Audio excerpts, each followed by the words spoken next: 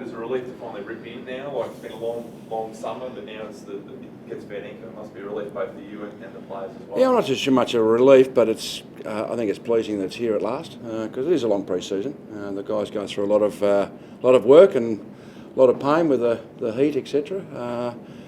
But we've been pleased with our pre-season and certainly looking forward to the game. I feel like, was there a way, how do you guard against complacency, I suppose, given that the Bombers aren't expected to have a great year and you're heavy favourites? How do you deal with that? I think you just really focus on what you've got control of. I mean, if you want to go on to the team, I mean, people were actually writing Carlton off. So I think it shows the competition. There's no easy games. I think Essendon have done a terrific job in the players that they've been able to bring in. Great experience, nothing beats experience. Players who have played in grand finals and premierships. They're a proud club. So I would expect a very tough, close game. So us being favourites is probably a bit of a difference. But it's more about what we can control and so our effort and the way we go around it. And Richard plays his 200th. He's been a real warrior for the All-Footy club, and it was fantastic with his leadership last year. But overall, his time here has just been fantastic. Oh yeah, it's been terrific. You know, he had a great career. Obviously, won the best and fairest at Brisbane as well.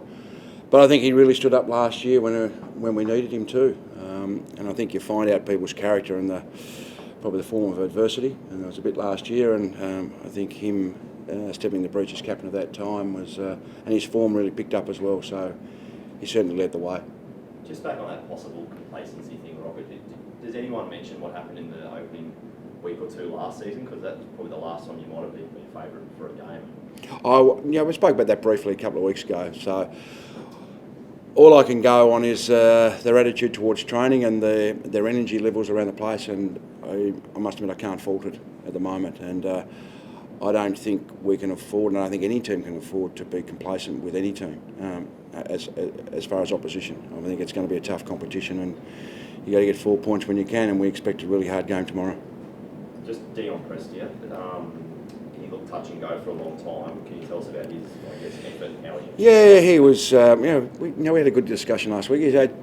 He's had 2 really solid weeks of training. Before that, he had a couple of weeks of some running, but his last 2 weeks have been really pleasing. We put him through a searching test Tuesday and Thursday. So there's obviously the question mark of not having any games, but you have a look at Mark Murphy last night, hadn't played a game and ends up with 30 possessions. So I think what happens, quality players can really stand up in that situation. So we're comfortable with the decision. He's really keen to play and he's 100% right.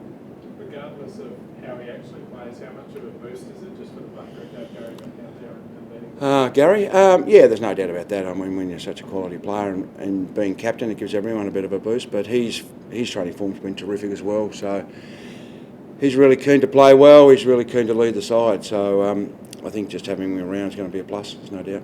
What's the expectation on Gary? Is it for him to be back at his first go? I don't think there's any expectation on any player to be at their best. What we're looking at is effort and the way they go about it. Gary, we expect to be tagged, probably tagged heavily. He's coped with that in the past. So last year he had 12 weeks off and came back and had 35 or 40 and was best on ground. So he's certainly got that capability, but our expectations aren't that. If he does deliver that, well, it's a real plus for us. I guess with Essendon bringing in those 10 new players, is this really seen as a must-win game for the SUNS, given that inexperienced side? Oh, we're trying to take the team out. So it's the same as the week after when we go to Perth. You prepare for the opposition, but it's really about what you do and how you go about it. I've been pleased with our NAB Cup form, and we need to bring that effort this week, as I said. So I think every week's vital. It's going to be a really tight, tough season, and people are saying there's 12 or 13 teams that can make the 8. There might even be 14 or 15 teams. So yeah, it's going to be a tough year. Is it tough to prepare for a team when you have so many sort of uncertainties over their side and their players and stuff? Or do you feel confident that you sort of know? Oh no, we've seen all of their players. The ones they've brought in from other clubs, we knew a bit about them anyway. Watched their NAB Cup form, so we're prepared. I would think as well as you're going to prepare against any team. So I wouldn't think there'd be too many surprises, albeit I think they'll be pretty physical early. I've got no doubt about that. So we've got certainly got to match that and be aggressive at the ball as well. What do you think? Ryan Davis is going to make his debut along with Matty Rosa. He was pretty in a close battle with Tommy Keogh to get that kind of spot on the senior list. What was kind of the factors that kind of put him there? I think the main factor was he was a forward. We think we needed a bit more size in the forward line as far as a bigger body. Tom was close, but we thought Trent's done enough to play in that position. But Ryan gives us, as I said, we've got the two tools, but it gives us another bigger body to be able to bash and crash. He can kick some goals, so and his form's been pleasing. What do you think about all this talk around Essendon and the sort of doom and gloom for their season, Robert? I think they're missing maybe 6 or 8 or so guys from their best team. You guys probably were in the same boat last year. A lot of teams go through that. Do you think it's been a bit overstated? Well, I think it depends on the quality. Obviously, last year we've had 8, 10, 12 players missing at some stage, and our last half of the last year we were able to beat a top 4 side, drew with a top 4 side, stayed in games for a long period of time. So I'm not, in my mind, doom and gloom for Essendon as what a lot of people are. I think they'll be okay. I think at times if they get injuries, maybe it might hurt them, but I think they've got enough quality players there. They've got some good kids that they've drafted.